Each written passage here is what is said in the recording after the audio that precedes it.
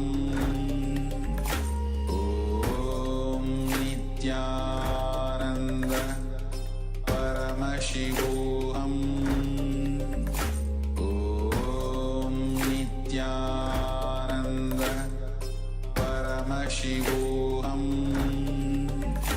Om Nithyananda Paramashivoham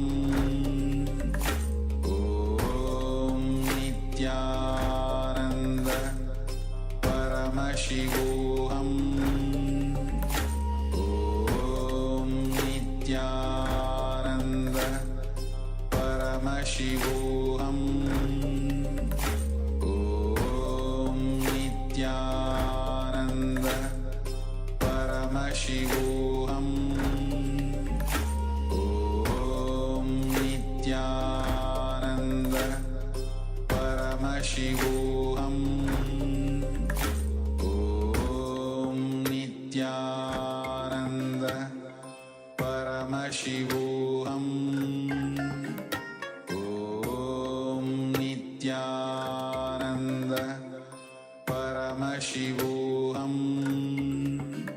Om Nithyananda Paramashivoham Om Nithyananda Paramashivoham Om Nithyananda Paramashivoham Om Nithyananda Paramashivoham Om Nithyananda Paramashivoham Om Nithyananda Paramashivoham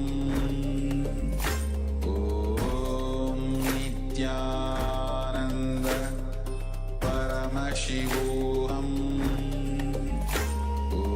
Om Nithyananda Paramashivoham Om Nithyananda Paramashivoham Om Nithyananda Paramashivoham. Now, slowly, very slowly, you can remove your eye bags and you can open your eyes. And with deep and restful awareness, this unclutched space, and with deep gratitude and surrender to Swamiji, let us share what was revealed to you through your third eye.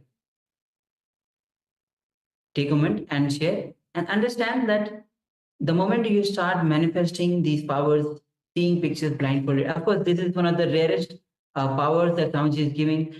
Who sees pictures blindfolded? And so, having these powers, it's not just about seeing picture blindfolded or numbers blindfolded or any powers through the third eye. Remember, the moment you start manifesting the powers, you allow the consciousness, the superconscious energy to flow through you. You connect with that cosmic energy.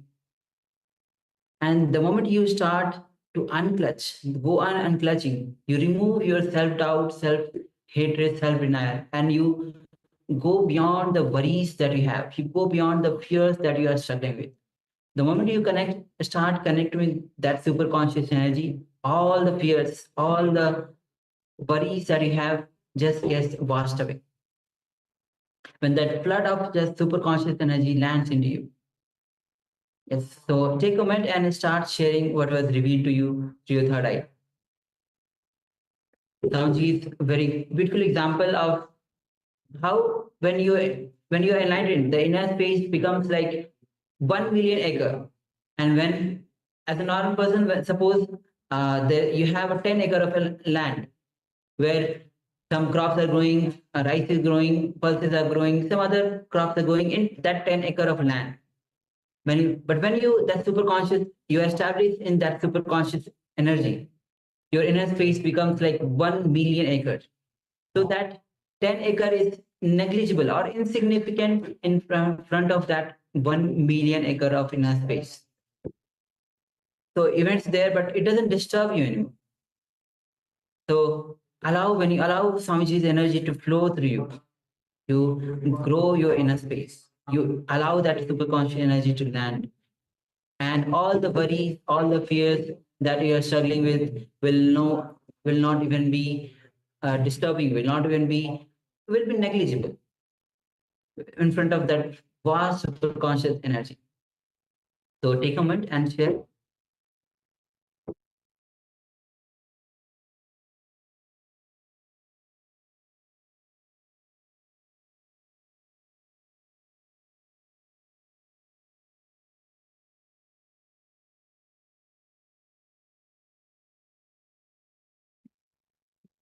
Yes, and another thing to keep in mind is that when you connect to this space of oneness, when you are in this space of oneness, you are connecting to your true self, which is the divine self. It is the self that realizes that you are not the body. When you disconnect from the body, when you unclutch from the body, you allow the body to heal itself as well. So this is a very powerful technique to practice even during the day. So not just during power manifestation, but anytime you have a spare moment, just go into the space of oneness. So go into the space of oneness and unclutch from all the thoughts, all the worries, unclutch from the body. You are not the body. So when you do this, you connect to the divine, you connect to your true self, and the healing starts to happen. You're giving time for the body itself to heal itself, and you're also providing, through this connection, you're providing the body itself with this superconscious energy, the awareness that it needs to heal itself further. So not just are you unclutching from it, allowing it to do its job to heal itself, but you also provided this superconscious energy through this connection, this oneness connection, to help it heal faster as well. So I recommend to everyone, please make sure you do this during every day as well. Whenever you get some time, some free time, whenever you're doing nothing, just go into this space of oneness and connect to yourself, your true self, connect to the divine. Yes. So we have Claudia who shared trees, water, and stone. Yes, thank you, Aya, for sharing. Thank you, Aya.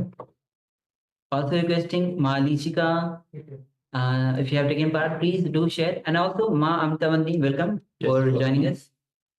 And also please switch on all of your cameras. Ma Amtavandi, Ji Hui, Ma Maha Gyanapradata, Gyanapriya Nanda. And if you have taken part, please let us know. You can share your revelations on the Zoom chat, and all the participants on the YouTube. You can also start sharing on the YouTube chat. We are looking and attending to each of the comments that are coming. So and do not hesitate to share even in the YouTube chat. We'll be attending to each of your comments. And shortly we'll be giving you the Zoom link to join, so that if you want to have the better experience of the program itself in the two-way, we can join ahead. All right, so let us now move on to the verification stage.